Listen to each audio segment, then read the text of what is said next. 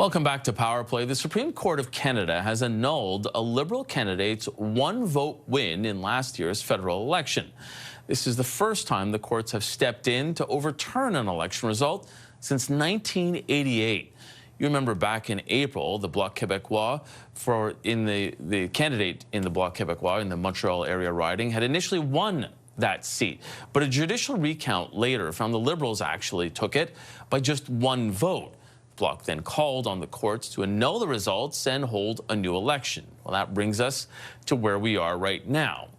We have some of that math for you right now. If you permit, just 2 months ago, Prime Minister Mark Carney's Liberal government was 1 seat shy of a majority. Now, at the time, 2 Conservatives had crossed the floor, and there were plenty of rumors of more Tory MPs defecting to Liberal ranks. Well, what a difference a couple of months makes. After 2 former Liberal cabinet ministers left politics, the Carney government now holds 168 seats, 4 seats away from a majority. And we're expected to have a number of by-elections by the end of the summer. A couple of those seats are considered safe Liberal ridings, but the Liberals thought the same thing about that Toronto area riding they lost 2 summers ago. As for that one in Terrebonne, well, it's been Bloc Québécois stronghold for years. So where does that leave the parties?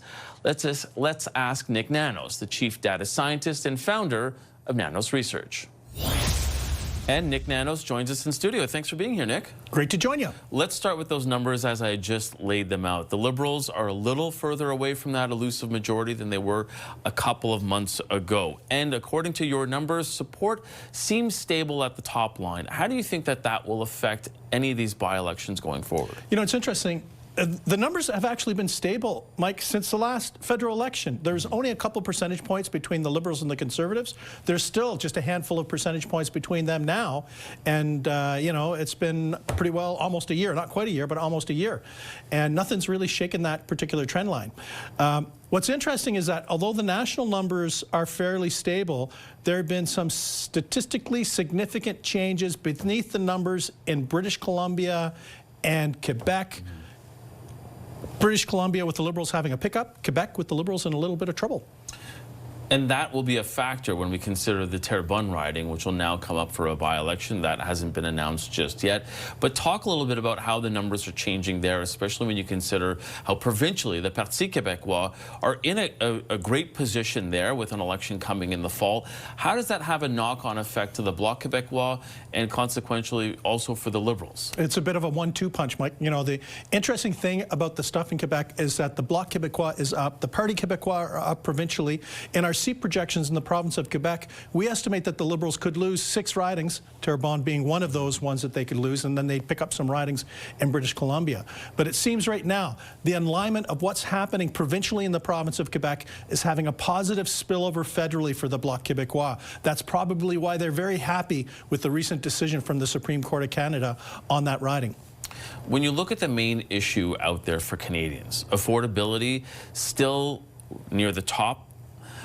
When you consider the fact that the Liberals are also kind of pivoting more there in some of their policy, really trying to tackle that more, how will that affect the numbers? Well, the thing is, the Liberals are trying to get in on affordability and the rising cost of living because that is Pierre Poilievre's meat and potatoes issue that he's built his brand on over more than a year, that he has been very effective on.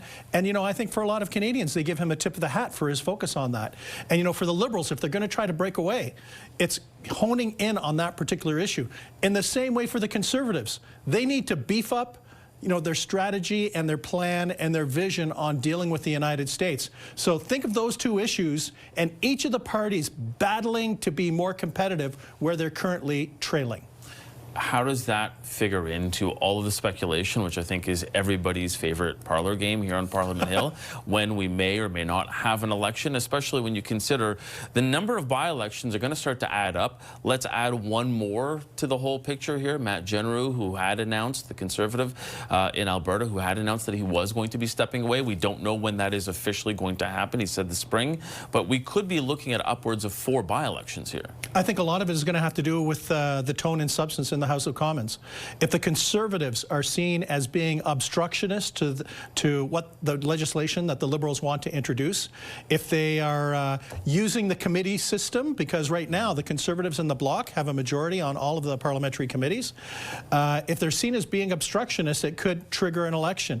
And the thing is that for Mark Carney and for Pierre Poilievre, by-elections are wild cards. Yes, there's usually one riding, one party at least, that has the advantage, but they're still wild cards. So you think 1, 2, 3 wild cards, perhaps even 4 wild cards, depending on that riding in Alberta, and it could have at least the Liberals think about, man, why don't we just have an election and pass go, because they're probably hoping on tapping into the Trump anxiety.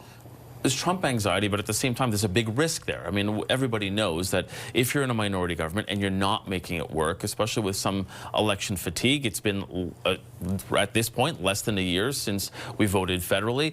How much of a consideration is that for the governing party as well? Well, the thing is elections are kind of like a trip to the dentist. No offense to any of the dentists that are watching your program. It's necessary, but people might not get very enthusiastic. But, the thing is, people are now becoming desensitized. Premier of Ontario saying, yeah, maybe you should have an election. So obviously the premiers are talking about a potential federal election. That helps desensitize Canadians. It won't be as much of a shock. It won't seem like it's something that's coming out of left field or the blue, or out of the blue, which kind of both have partisan connections. But, the thing is that we're slowly being desensitized. I guess we're kind of like the frog in the boiling water. Yeah. Will we get out before the election starts? I don't know. And it's slowly starting to heat up. Okay, no offense to any dentist, but Nick here, always brushing up on the numbers, and we appreciate that. Nick Nanos from Nanos Research, Chief Data Scientist and Founder. Thanks for being here. Nice one.